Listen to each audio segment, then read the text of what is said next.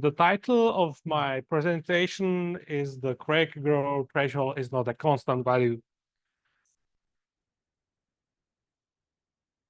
I will show you the results of experimental program which was performed on Ravel Exo Steel EA40.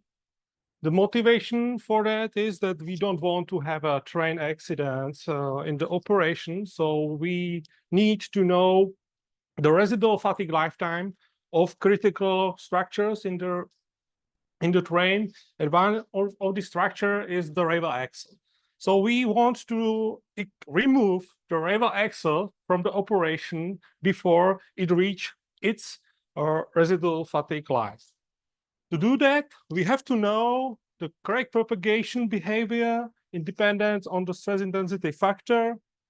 Yeah, here, probably, well, probably low battery, but doesn't matter.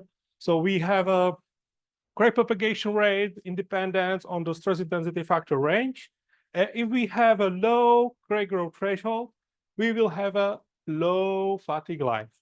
If we will have a medium crack growth threshold, then we will have a longer residual fatigue life. And also it can happen that we will have the stress intensity factor threshold, which will be higher than the maximal load in the load spectrum. And then theoretically, we will obtain the infinite residual fatigue life. So I will show you the results of experimental program where the results were obtained by ASTM standard E647, where the load shedding procedure is recommended to determine the crack growth threshold. It means that at the beginning, we have just the specimen with the notch, but without the crack. And to initiate the crack, we apply the stress intensity factor, which is somehow higher than the threshold. And then step by step, we reduce the load to get to the position when crack will be arrested. And this is connected to the crack growth threshold. And how quickly we reduce the load is described by the load shedding parameter C as one of the investigated parameters, which I will show you. So here, some data for the investigated experimental program. So the crack growth thresholds were determined according to standard ISTM E647, but with the various parameters like the specimen type, load ratio, specimen thickness, humidity, load frequency, load shedding parameter C, and also the parameter of the stress intensity factor at the beginning of the load shedding procedure. The experimental program included 168 specimens. So it means that so far, it lasts 10 years of experimental program. So quite an enormous experimental program. Investigated material is the Ravel Exo Steel EA40, and the crack length was measured optically by using of the cameras, and majority of the specimens were measured in the laboratory at the room temperature of 23 centigrades and relative humidity of 50%. It means that absolute humidity was 10 grams of water vapor per cubic meter, because we prefer to use the absolute humidity than the relative humidity. And here you can see all results together when we have the crack propagation rate versus stress intensity factor. And stress intensity factor is in the key max expression. So here we have the limits of the thresholds from 3.7 up to 8.5 megapascal square root meter. And if we consider this paper to calculate the residual fatigue lifetime of axles, we will obtain for the lower bound 56,000 kilometers of residual fatigue life. If we take some medium value, which could be 6 megapascal square root meter, we will obtain one order higher, longer residual fatigue life. And even if we take into account just the upper bound, we will get the infinite residual fatigue life. So it's necessary to know which value we should take into account when we want to assess the residual fatigue lifetime of variable axis. So I will show you the several parameters which influence the fatigue crack growth threshold. First of this parameter is the starting stress intensity factor at the beginning of the load shedding procedure. The standard ASTM says that just the procedures where the starting point was related to the propagation rate 10 power minus 8 meters per cycle should be considered. This propagation rate refers to approximately 15 megapascal square root meter of stress intensity factor. So it means that according to ASTM, all of these values should be okay. But all of these values also exhibit some scatter. So even you follow the ASTM rules, you will obtain the different crack growth threshold. Now let's have a look to the C gradient parameters. C gradient is the parameter which says how quickly we will reduce the load during the load shedding procedure. And here you can see the results. And we can say that there is no significant effect of this C gradient parameter on obtained crack growth threshold. So let's move to the another parameter, and another parameter is the specimen thickness. In the case of the CT specimen, there is some trend. In the wet air, the thicker is the specimen, the higher is the crack growth threshold. This phenomena is significantly reduced when we put the specimens into the dry air. The scatter is reduced, and also the absolute value of the crack growth threshold is reduced.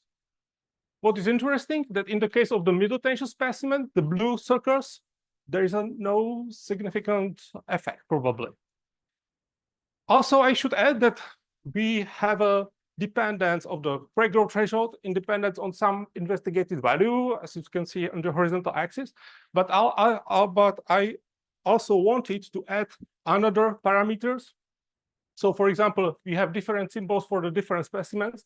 We have different sizes. For example, here in this case, the small symbol relates to the low frequency. The large symbol relates to the high frequency. We have the different edges with the different thickness of the edges of the symbols here related to the different load ratios. And also we have the different brightness in the middle of the symbol, which is referred to the humidity. So here is also the influence of the biaxiality. If we have a different geometry specimens, we have the different biaxiality. So here we have the blue circles for the middle tension specimens and the red ones, for example, for the CT specimens. And you can see that if you want to determine the crack growth threshold in the conservative way, you should use the middle tension specimen. But the middle tension specimen data are quite close, similar to the data obtained on the CT specimen when the CT specimen has a thin thickness. But if the thickness is high, then also the crack growth threshold is higher. In the case of the CT specimens, the higher thickness is also more connected not just to biaxiality, but more to the triaxiality of the problem. Let's move to the influence of the load ratio. Herein, I am showing you just the results for the load ratio -1 and 0.1. And you can see that there is some difference. So for the higher load ratio, you will have a higher crack growth threshold. The next parameter, which I'm going to show you, is the loading frequency. With the higher frequency, we are observing the higher crack growth threshold. The effect is somehow reduced when the specimen is put into the dry air. And finally, the parameter relating to the humidity. So if you have a look, majority of the experiments are performed at the 10 grams of water vapor per cubic meters related to the 50% of relative humidity. But some of the experiments were performed also for the lower humidity conditions. And this is quite common also humidity conditions in the operation, especially in the winter conditions when we have low temperatures and the absolute humidity is very low. So it's also typical for the service operation. And you can see that if we have a low humidity, we have scatter much lower, from 3.7 approximately to 6.5 megapascal square root meter. And why we are observing such a humidity effect? It is due to the development of oxide debris at the crack surfaces. When we have the medium and higher humidity, we are observing some black markings at the crack surfaces relating to the oxide debris. And this oxide debris leads to the development of oxide-induced crack closure, which means that the threshold value is given by the effective value plus the components of the crack closure. So if we enlarge the oxide-induced crack closure, we also enlarge the total crack growth threshold. So please let me conclude my talk. So even the procedure given by the ISTM is followed. The obtained crack growth threshold exhibits scatter from 3.7 up to 8.5 megapascal square meter. The crack growth threshold is not a constant. It depends on the loading parameters and on the conditions. If humidity is low, the effect of mentioned parameters is significantly reduced.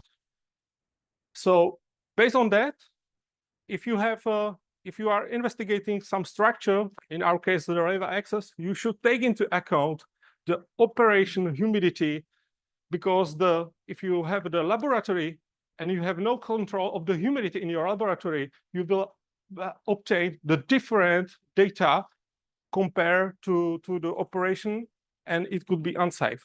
So that's it. Thank you for your kind attention.